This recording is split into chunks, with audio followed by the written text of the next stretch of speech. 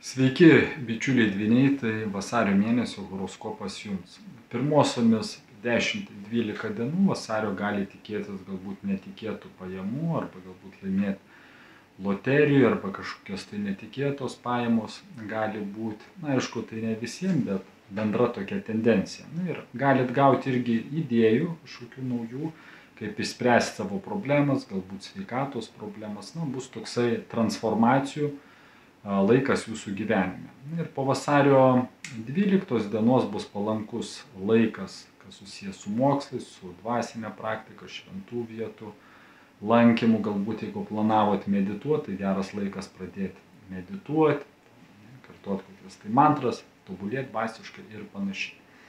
Antra vasario pusė jums bus palanki jūsų darbui, karjerai, galbūt dalyvausit naujuose projektuose ar naujo veikloje ir kažkas tai gali būti darbė susijęs su užsieniečiais. Ir jeigu turėjot kažkokių tai projektų, darbų, kurie įstrigo, tai jie gali pajudėti jau vasario, ypatingai antroji pusėje.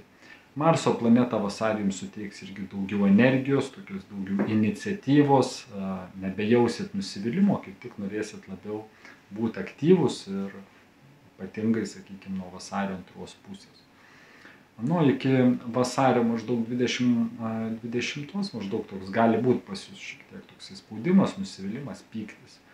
O nuo vasario 23 tokie būsit aktyvus, bet svarbiausia prieš veikiant apgalvoti, kad nedaryti nedėmesingai kažko, tai reiškia, būkite dėmesingi prieš priimant sprendimus. Ir vasarį gali tikėtis kelionę, arba keisit gyvenamąją vietą, arba kažkur tai vyksit, važiuosit, ir palankus laikas savęs paieškai, kaip minėjau, meditacijai, tokiam, kaip tobulėjimo, mes dažnai taip gyvenime tobulinam kažką tai išorėje, galbūt ant savo, sakykime, keičiam rūbus, galbūt automobilį, bet ne visada savo vidų, tai būtent palankus laikas vasarį būtų tam.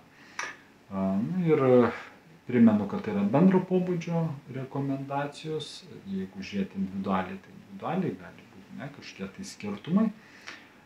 Kitas dalykas, kad atkreipkite dėmesį, irgi yra toks mano video, koks jūsų ženklas yra, tai pasitikslinkit, nes aš kai kalbu apie ascendento ženklą labiau, ir kas susijęs su mėnuliu, tai pasitikslinkit, ar jūsų yra būtent dvyniai. Ir jeigu jūs norit išmokti skaityti horoskopus, savo horoskopą daugiau suprast, tai kviečiu jūs irgi astrologijos kursą pradedantiesiems, kuris prasidės kovo 2 dieną. Tai ką, dėkoju už jūsų dėmesį ir sakau iki pasimatymo kituose video.